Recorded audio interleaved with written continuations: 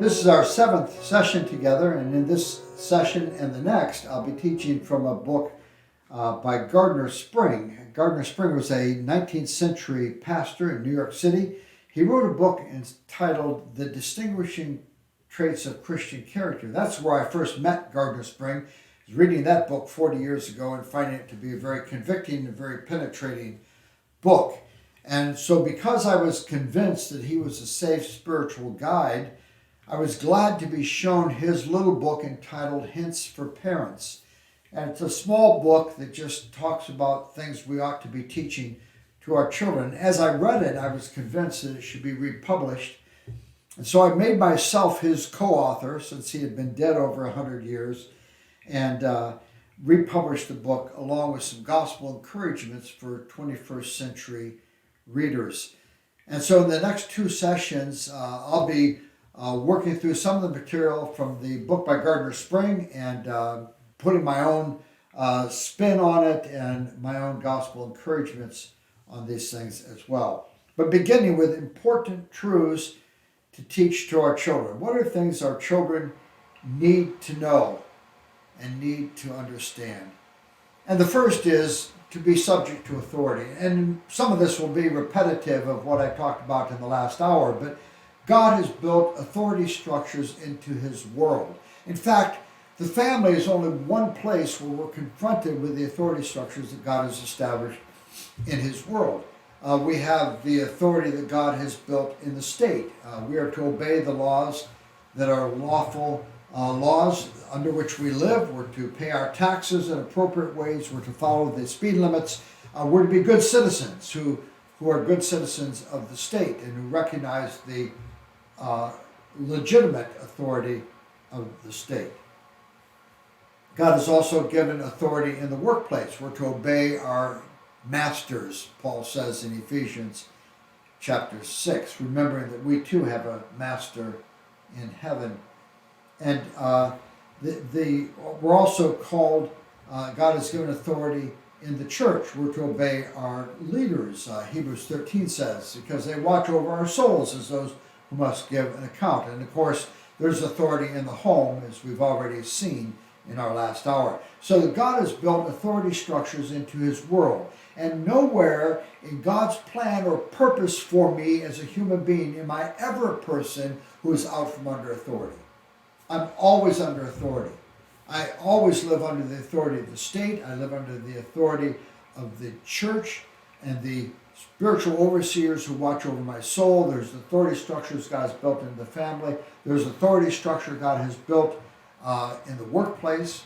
Even as I speak to you, and in these 16 sessions, I'm a person under authority. I've been given the topic which I'm to develop for these sessions. I don't have the right to teach on any area of Bible teaching that I think might be helpful to you. I've been asked to teach these 16 sessions on child rearing. I'm a person under authority.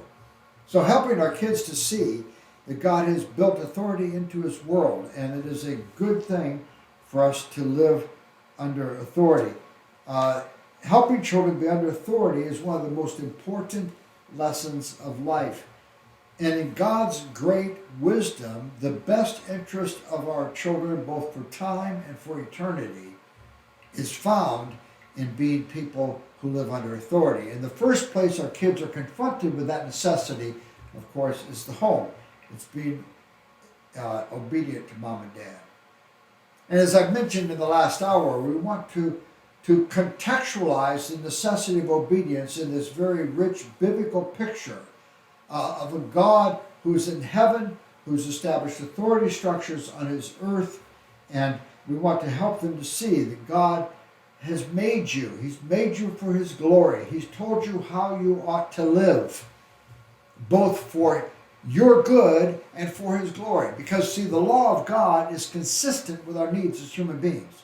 It's the very best thing in the world is for your child to be a person under authority, because God has designed him to be a person who lives under biblical authority.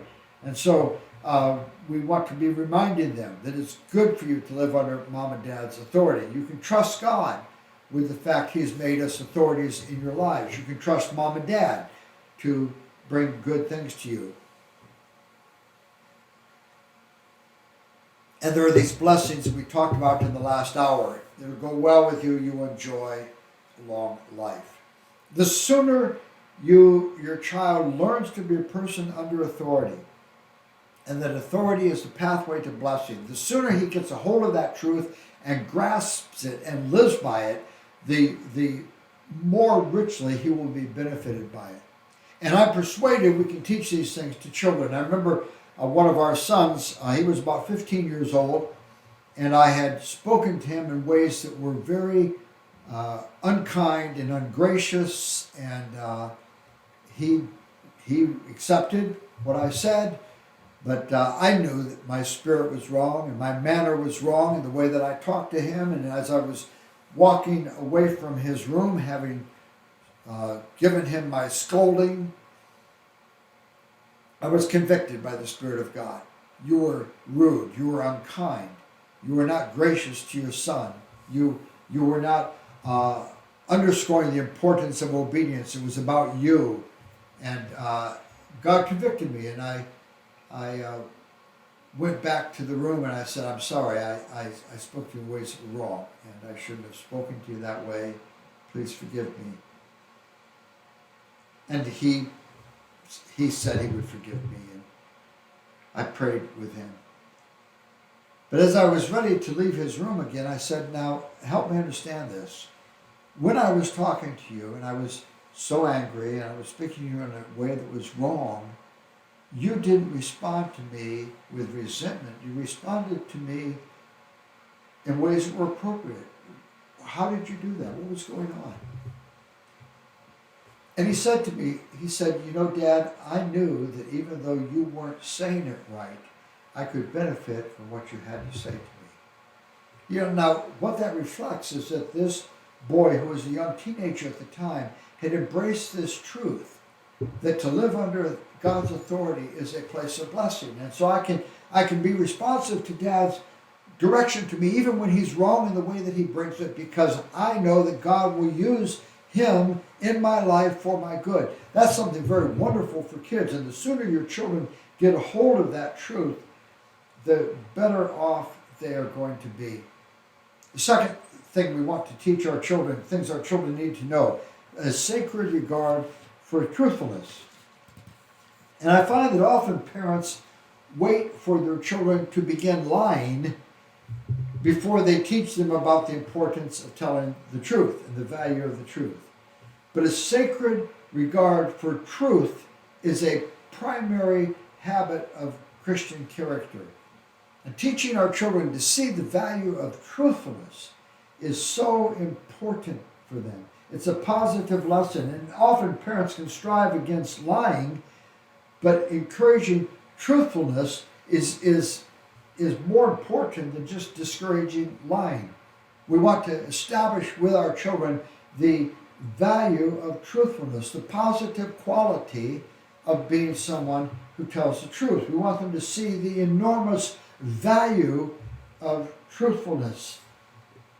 So we want to encourage honesty in our children. The Proverbs help us to do this. Proverbs 24:26 says, an honest answer is like a kiss on the lips. It's a very vivid word picture. To speak honestly to somebody is a sign of affection. It's a sign of love. It's a sign of embrace of that person. It's like a kiss on the lips.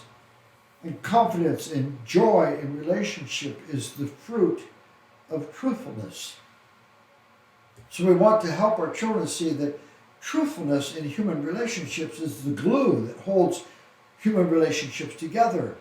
And if we become persuaded that I cannot trust you, or you are persuaded you cannot trust me, that I will not be honest with you, that you will not be honest with me, then our relationship becomes fractured.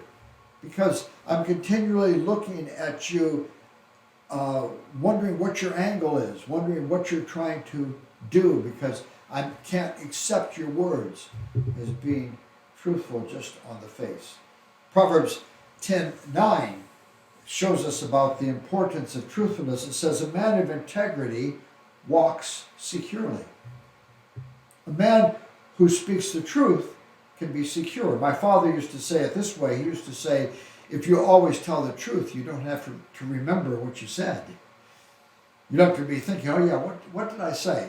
Because if I'm telling the truth, I will remember that. I'll walk securely. In contrast, the same proverb says, he who takes crooked paths will be found out. In other words, your dishonesty will be found out. Your dishonesty will be revealed. You won't be able to be secure that I had nothing to fear, because you will always be living in the fear that your dishonesty is going to be exposed and you're going to be seen for what you are. So we want to help our children see the benefits of integrity, helping them to see that honesty builds relationships of trust.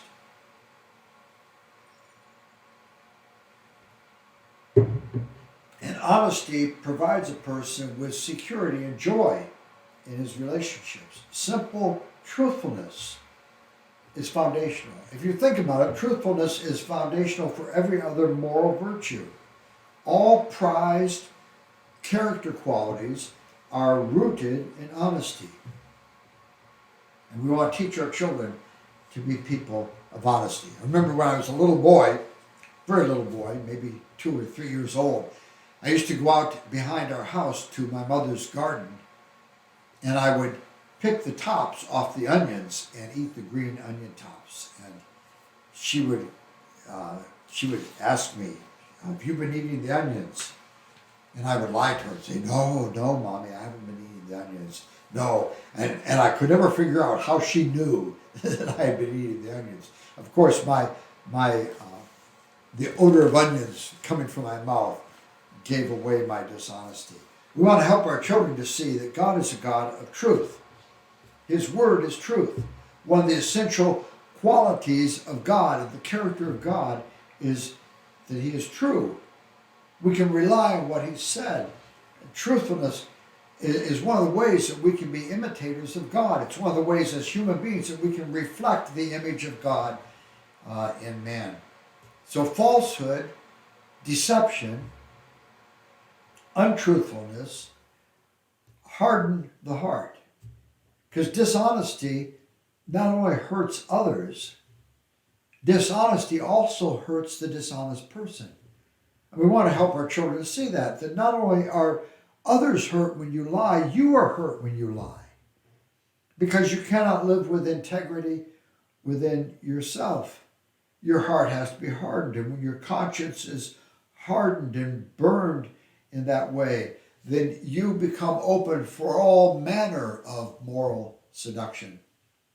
Third thing important for our children to learn are industrious habits. We want to see habits of industry and hard work built into our children. What parent wants to have children who are lazy and self-indulgent? Surely every Christian parent would want his children to be children who work hard, who are industrious, who try to accomplish great things. And yet in most of the world, unless hard work is a necessity of survival, children in the 21st century are not being taught the value of hard work. I know that's true in America. I suspect that's often true in China, particularly with the problem you've had with the one-child family laws until recently, that so often children are overindulged rather than learning hard work. And what we have to help our children to see is that God made human beings for work.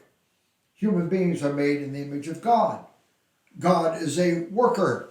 He is someone who is continually doing work. And even before the fall of mankind into sin, Adam and Eve had meaningful work to do.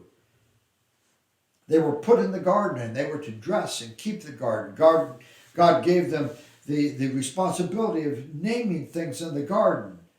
And really that involves study and understanding the plant world and the animal world in which they lived, and learn how to categorize the various plants and animals into various kingdoms and phylums and families. And so they were placed in the garden. They were to make the garden a beautiful place where human beings could flourish. They were given meaningful work to do. God created human beings for meaningful work. Work came before the fall. What happened in the fall was that frustration was added to work, thorns and thistles, and our work became frustrated and difficult and arduous. But work in itself was always part of man's design plan, of the design plan God had for humanity.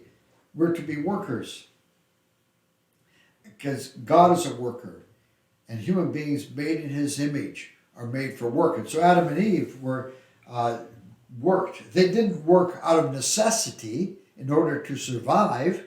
God provided for them everything they needed. But they worked because out of design, God had designed them to be people who would find fulfillment in work. And unfortunately, in the affluence of the 21st century, children are often indulged and allowed to be self-indulgent. Because for many of us, the work of children is not a necessity for our survival. So we have young people who have way too much leisure time on their hands. And they while away their time in video games and other forms of entertainment. And children need to be taught the joys of meaningful work. They need to say no, learn to say no to self-indulgence. They need to be encouraged with the words of Ephesians chapter 4, that they should make the most of every opportunity. Now, how do you teach the importance of industry and good work habits? First, you want to talk to them about the big picture. God is a worker. We're made in his image. He's given us work to do. Even before the fall, human beings were designed to work and to make the garden a beautiful place where people could live for God's glory and for the good of humanity. Secondly, we want to teach them to develop mental and physical habits of hard work.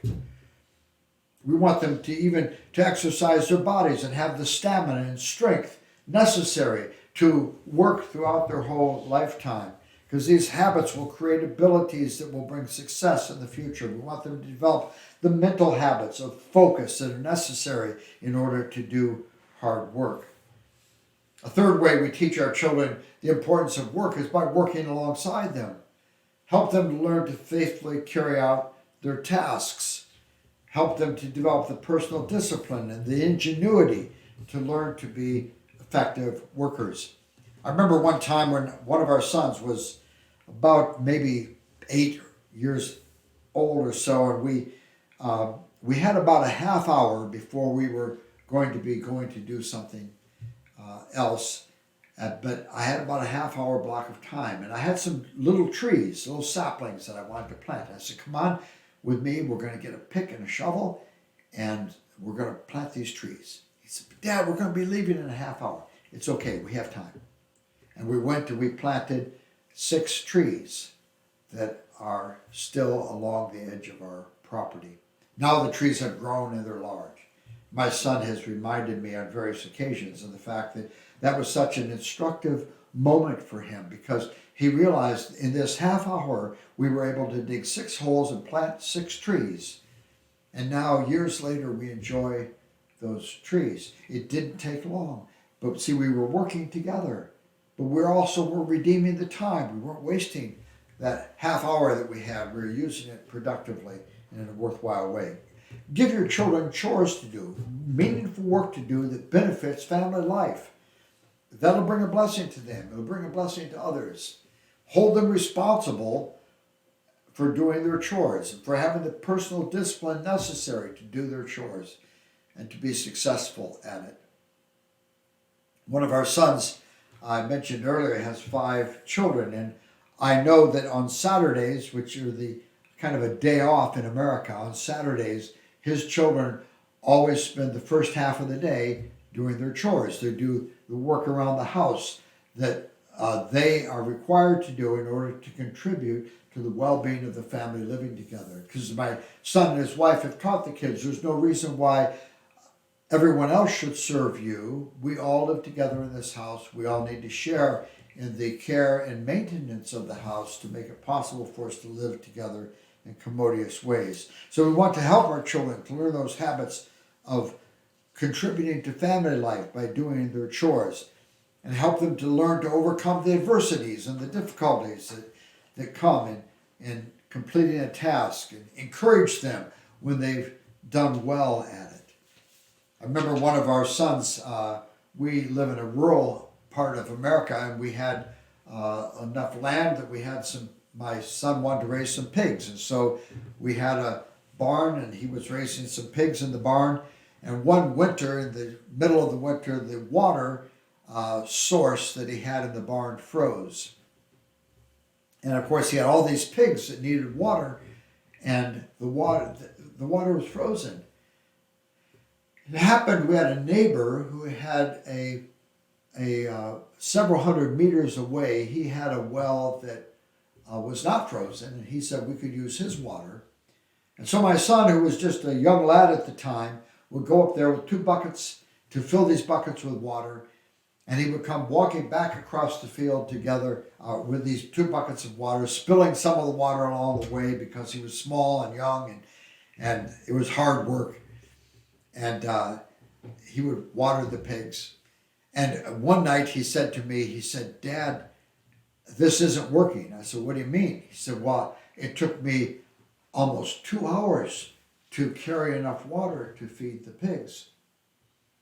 I said, "Well, did you do it?" "Yeah, I did it. I carried it." I said, "Well, it sounds to me like it's working then. You had 2 hours. You spent those 2 hours to care for your pigs. I think that's working." Now, subsequent to that, I've had 2 conversations about those circumstances. One was from the neighbor. He said, "I would see your son struggling, walking back to your barn with the water, and I wanted to go help him, but I knew that you would scold me if I relieved him of the responsibility by carrying the water for him." And my son has said, "Dad, the adversity of needing to do that work when I was just a lad, and even though it was hard, needing to overcome the adversity and do it has been such a valuable lesson to me in life. Again and again, even as an adult, I've thought about how overwhelming that seemed to me as a child, and how I was able to persevere through it and feed water the pigs anyway." It's in one of those important ways that we teach these things to our children. We give them chores to do. And look around you. You'll see around you many lazy and self-indulgent and overindulged children who have not learned to be faithful workers. The children have never experienced the satisfaction of knowing before God that they've been faithful in little. And remember, God says, if you're faithful in little, then I can entrust you with much. Well, another thing that children need to learn is temperance. There's a quality of self-control. We could think of it as self-control. There's a quality of self-control that is so important. Because self-control is a child's ability to stop and think before acting. And self-control will enable your children to make better decisions. Self-control is the ability to be goal-directed, even in the face of difficulty and distractions. For example, finishing the homework rather than playing a video game or texting to a friend. And many children have demonstrated that self-control is far more important to their success in adult life than self-esteem. Simply feeling good about yourself is not necessarily produce success in adulthood. But learning to be self-controlled, learning to be a person who works hard and has diligence in accomplishing their tasks is so important. Self-control, making good choices, completing your work will give our children an accurate sense of self-worth. And it's important to remind our children, we are not brute beasts. We are image bearers. We are people made in the image of God. Mankind is set apart from all the other creation as being those who are made in God's image. We're not just brute animals that chase their appetites and their desires. We're intelligent creatures. We're made in God's image. We're designed for self-control, just as the God in whose image we are made is a God of self-control. And self-control regarding their appetites and their homework and their family relationships and their friendships and even their entertainment and amusement is so important. And it produces a sense of well-being in our children that will provide them with satisfaction in life. Well, what does the Bible say about self-control? God's Word, especially the Proverbs, encourages our children with the importance of self-control. And it's a call to be intentional in our words and in our actions. Proverbs 4:10 says it this way: lazy hands make a man poor, but diligent hands bring wealth. Another self-control verse regarding our appetites and desires. If you find honey, eat just enough. Too much of it, and you will vomit. Or another verse regarding self-control in terms of our responses to people. A fool, gives full vent to his anger, but a wise man keeps himself under control. That's Proverbs 29:11. The previous one, if you find honey, is Proverbs 25:16. What are some ways that we teach self-control to our children? Number one is we want to foster good habits in your children. We want to help them to develop good habits. Good habits like brushing their teeth, making their bed, putting away their toys, doing their homework, doing their chores. All these things develop self-control, and we want to encourage them with the benefits of these things. And thank God for the blessing of helping them to do the right thing. We also want to encourage in them responsibility. So we want to allow natural consequences to take place to encourage responsibility in our children. So if they lose their calculator, I don't have to go out and buy them a new one. I can be very understanding, but we want this to be their problem, not our problem. Establishing bedtimes and rising times and early morning habits. Getting up in the morning and washing your face, brushing your teeth, making your bed, putting your dirty clothes into the laundry. Make a little chart for your children. Help them to check off the chart so they make sure that they're doing their daily tasks. All these things contribute to pleasant family life. Make it their responsibility rather than your responsibility to remind them. Make it their responsibility to see that they get these things done. Commend them when they do well. Make it a big deal, because it really is a big deal. Use consequences. Children learn self-control by experiencing what happens if you don't exercise self-control. So allow natural consequences to take place, as I've suggested. Shape consequences that are appropriate when there are no natural consequences. But consequences are an important way to teach the sowing and reaping principle of the Word of God. We'll talk about that more in our 10th and 11th session together. Excuse me. Encourage them, I think of it this way, encourage them to hit the pause button. You know how that on your TV remote you have a pause button, and you can pause the program, and then you can start it again. And we want to help the children to see that they can hit pause whenever they want. Help them to see that the value of hitting the pause button. When you know that you're doing something wrong, you know this is wrong, stop. Just stop. Stop talking. Stop acting. When you know you're doing something wrong, stop. And while you're stopped, think and pray. And ask God to help you to understand what would be a good way to handle this. What would please God? What will diffuse this situation?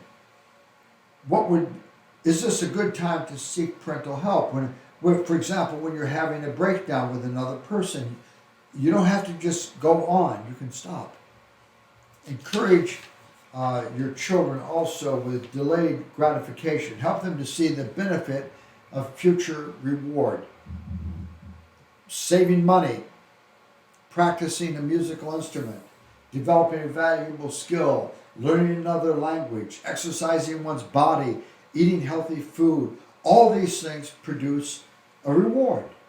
The reward is not instant. You won't learn a language in a single lesson, but if you give yourself 15 minutes a day for many months or perhaps for several years, you will develop the ability to learn a language. What we're calling our children to are habits of life that reflect what it means to live as God has called us to live. None of this comes naturally. These qualities are the fruit of the Spirit of God working within our children. We want to help them identify the attitudes of heart that tend toward laziness and self-indulgence. We want to help them to understand how profoundly they need the empowerment of the gospel. That to do these things that are important for them to learn to do can only be done in the strength that God provides. Jesus was speaking truthfully when he says to us in John 15, "Without me, you can do nothing." We want to help them to see how much they need the grace and the empowerment of the gospel, because the gospel transforms us, the gospel empowers us. Another thing they need to learn about is how to select friends. In his book, Gardner Spring, Hints for Parents, Gardner Spring points out that the most important friendships that our kids will develop are the friendships within the family. The ways that our children learn to respond to those relationships within the family and even the extended family provide direction for all of our relationships. And it's easy for parents to accept or expect sibling quarrels. We want to teach our children peacemaking principles that will enable them to be children who are good friends and who will be able to find good friendships. Your home is a place for children to learn how to develop good friendships.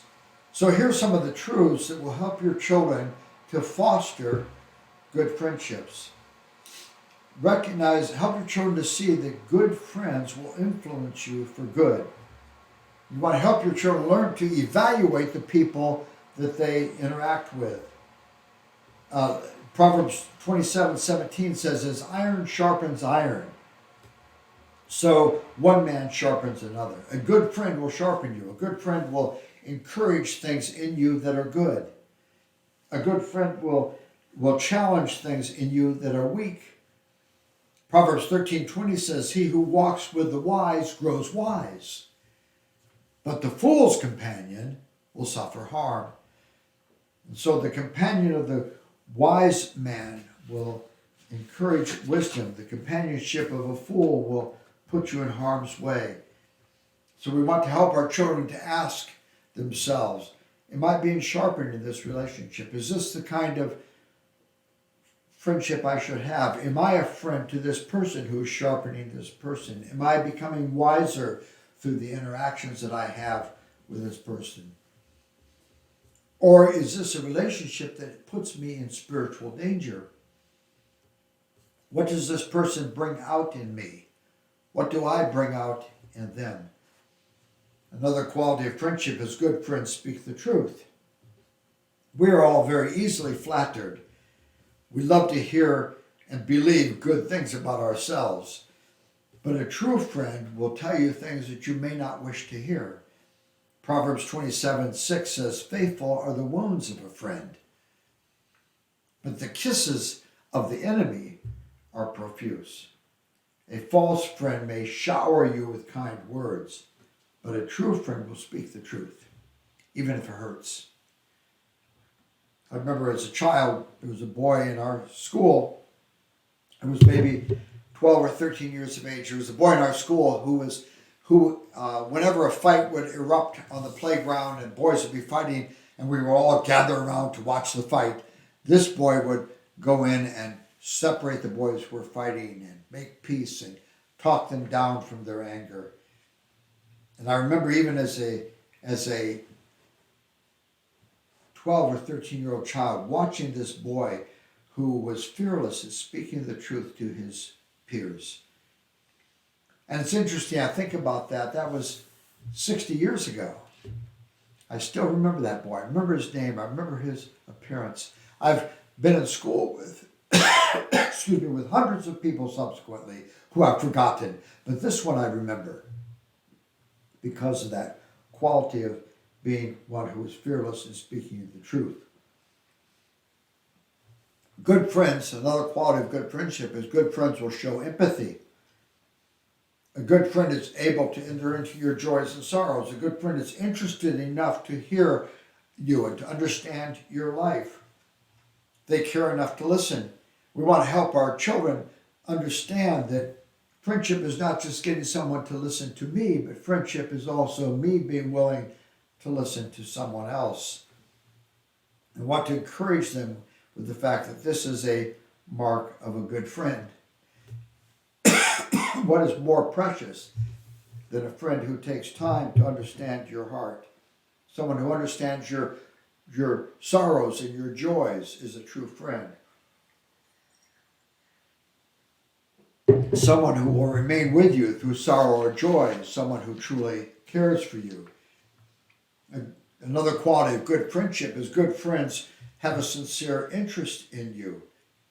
The Proverbs 27:9 says it this way: the pleasantness of one's friend springs from his earnest counsel. If you're counseled by someone who has a sincere interest in your well-being, you have found a true friend. Another quality of friendship is good friends can be trusted with your secrets. Proverbs 11:13 says a gossip betrays a confidence, but a trustworthy man keeps a secret. A true friend will protect your secrets. A true friend will not share someone else's news. We've taught our children that even if it is good news that your friend has, it's not your good news to share. It's their good news.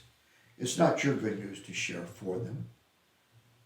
You see, a false friend is only concerned with himself. And so he wants to share the good news because he wants to be the person who's in the know and the person who brings the news. But a true friend is not self-indulgent in that way.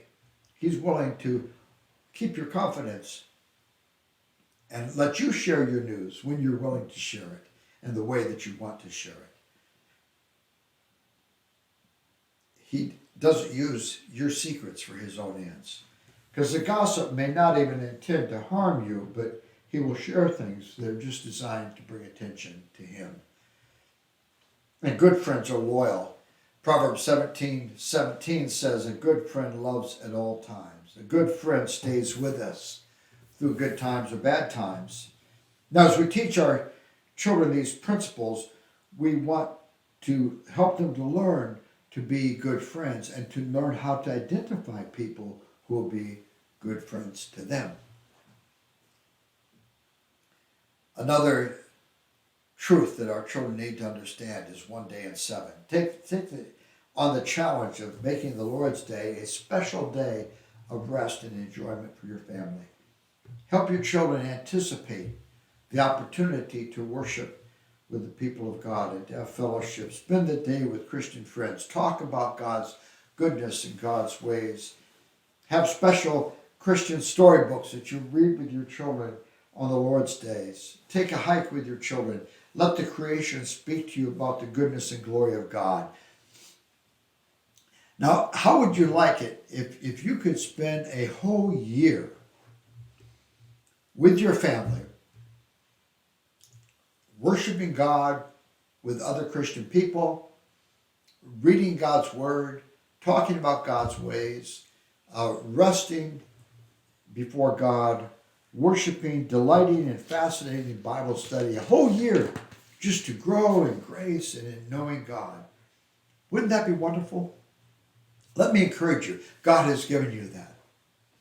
If you take every Sabbath and make it holy, in 7 years you will have a whole year that you will have been able to invest in knowing God and loving God. Set aside your normal labors. Make the Sabbath a pleasant day. Isaiah 58:13 invites us to celebrate the Sabbath and call it a delight.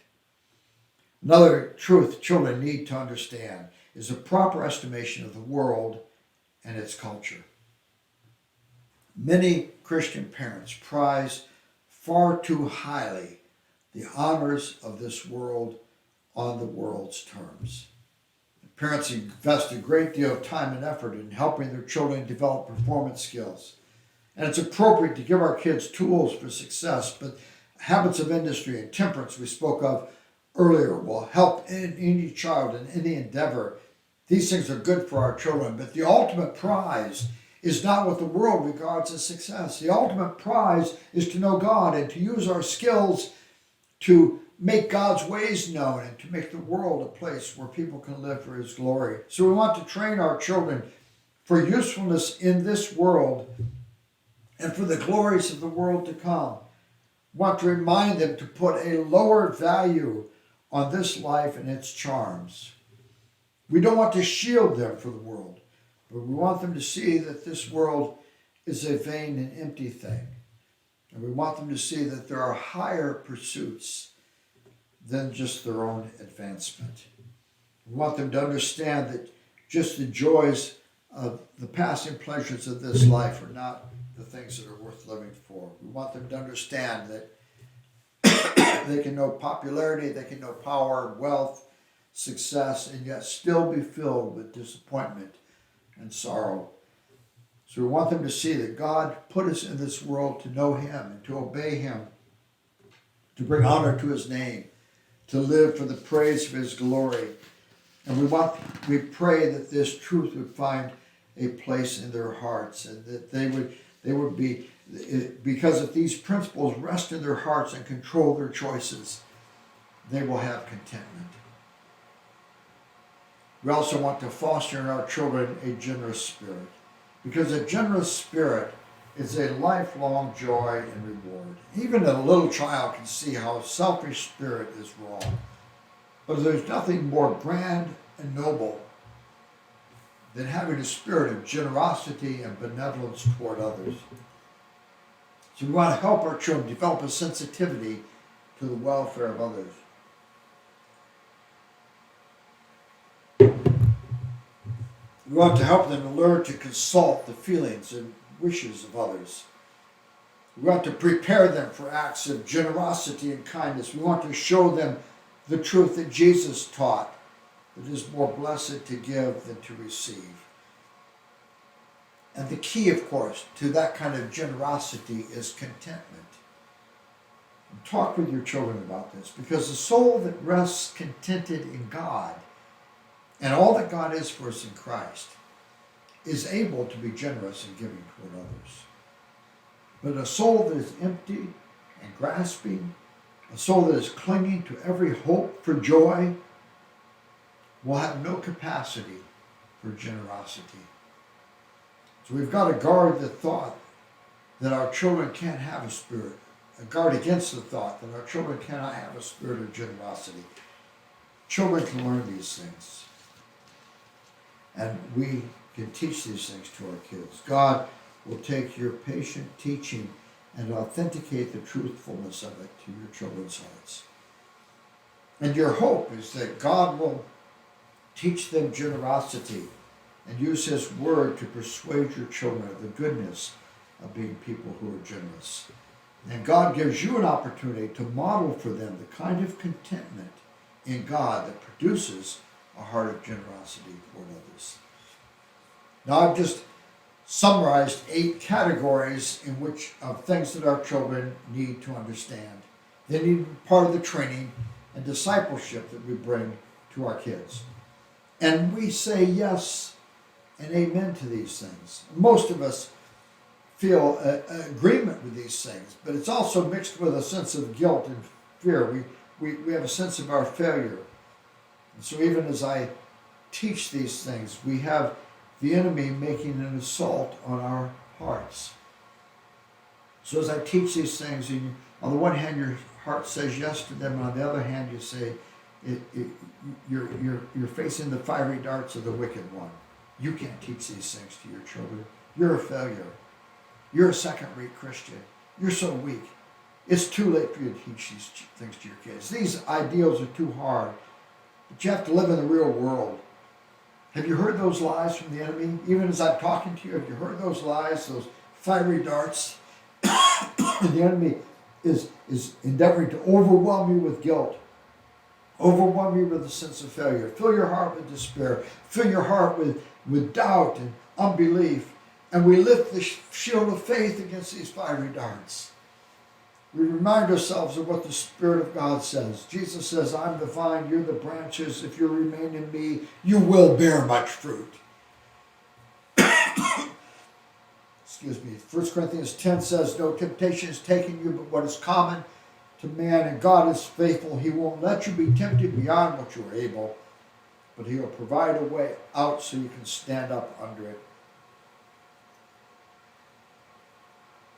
Philippians 4:13 says, I can do all things through Christ who gives me strength. 2 Peter 1:3-4 says, his divine power has given us everything we need for life and godliness through knowing him who called us by his own glory and goodness. And through these he's given us his very great and precious promises.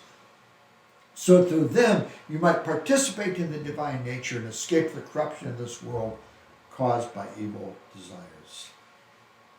It's humbling to remember that salvation is entirely of God. It's not our efforts that will save our children. Our work is appropriate, it's important. We want to provide the proper shaping influences for our kids. But ultimately, we are dependent on God. And God must bless our efforts. And it's God's work. And it's our joy to do what God has called us to do. He's the one who delights in showing mercy to our children. So we want to faithfully do all that he's called us to do. We want to do it in obedience to him. But our hope is in him, that he can work these things into our children.